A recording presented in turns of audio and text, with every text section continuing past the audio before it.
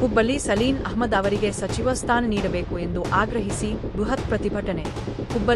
ಹುಬ್ಬಳ್ಳಿಯಲ್ಲಿ ಸಲೀನ್ ಅಹ್ಮದ್ ಪರ ಸಚಿವ ಸ್ಥಾನ ನೀಡುವಂತೆ ಆಗ್ರಹಿಸಿ ಕಾಂಗ್ರೆಸ್ ಕಾರ್ಯಕರ್ತರು ಇಂದು ನಗರದ ಅಂಬೇಡ್ಕರ್ ವೃತ್ತದಲ್ಲಿ ಪ್ರತಿಭಟನೆ ನಡೆಸಿದರು.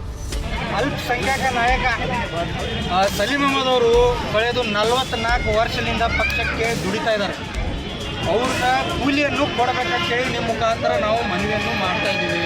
ನಮ್ಮ ಹೈಕಮಾಂಡಿಗೆ ನಿಮ್ಮ ಮುಖಾಂತರನ ಹೇಳಿದೆ. ಇದೇ ಸರ್ಕಾರದಲ್ಲಿ ನಮ್ಮ ಡಿ ಕೆ ಶಿವಕುಮಾರ್ ಸಾಹೇಬರು ಮುಖ್ಯಮಂತ್ರಿ ಆಗ್ತಾರೆ ಅಂತೇಳಿ ಹೇಳಿದೆ. ಇವತ್ತು ಅವರು ಮುಖ್ಯಮಂತ್ರಿ ಆಗಿದ್ದಾರೆ. ನಮ್ಮ ಡಿ ಕೆ ಶಿವಕುಮಾರ್ ಸಾಹೇಬರು ಅಗದಿ ಆಪ್ತರು ಸಲೀಂ ಅಹ್ಮದ್ ಸಾಹೇಬರಿಗೆ. ಈ ಸಲ ಅವ್ರದ್ದು ಸೆಕೆಂಡ್ ಲಿಸ್ಟಲ್ಲಿ ಸಚಿವ ಸ್ಥಾನ ಆಗತ್ತೆ ಅಂಥೇಳಿ ನಮಗೆ ನಿರೀಕ್ಷೆ ಇದೆ, ಭರವಸೆ ಇದೆ. ಯಾಕಂದರೆ 4 ಕಾರ್ಯಾಧ್ಯಕ್ಷರು ಇದ್ದರು, ಡಿ ಕೆ ಶಿವಕುಮಾರ್ ಸಾಹೇಬರು ಅಧ್ಯಕ್ಷರು. 3 ಜನಕ್ಕೆ ಸಚಿವ ಸ್ಥಾನ ಸಿಗತ್ತೆ. ಒಬ್ಬರ ಸಲೀಂ ಅಹ್ಮದ್ ಅವರಿಗೆ ಸಚಿವ ಸ್ಥಾನದಿಂದ ದೂರ ಇಡ್ತಾರೆ. ಇದು ಯಾಕಂತೇಳಿ ನಮ್ಗೆ ಗೊತ್ತಾಗಿಲ್ಲ. ಅದಕ್ಕಾಗಿ ಇವತ್ತು ನಿಮ್ಮ ಮುಖಾಂತರ ನಮ್ಮ ಡಿ ಕೆ ಶಿವಕುಮಾರ್ ಸಾಹೇಬ್ರಿಗಾಗಲಿ, ಬಿ ಕೆ ಹರಿಪ್ರಸಾದ್ ಸಾಹೇಬ್ರಿಗಾಗಲಿ, ನಮ್ಮ ಖರ್ಗೆ ಸಾಹೇಬ್ರಿಗಾಗಲಿ ನಾವು ಮನವಿಯನ್ನು ಮಾಡ್ತಾ ಇದ್ದೀವಿ.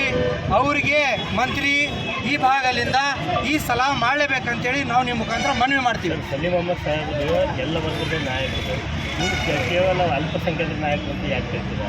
ಅವ್ರು ಎಲ್ಲ ವರ್ಗದ ನಾಯಕರ ಕರೆ. ಆದರೆ 22 ವರ್ಷ ಆಯಿತು. ಲಾಸ್ಟ್ ಹೊನ್ನಳ್ಳಿ ಅವರಿಗೆ ಇಲ್ಲಿಂದ ರಿಪ್ರೆಸೆಂಟೇಷನ್ ಇತ್ತು.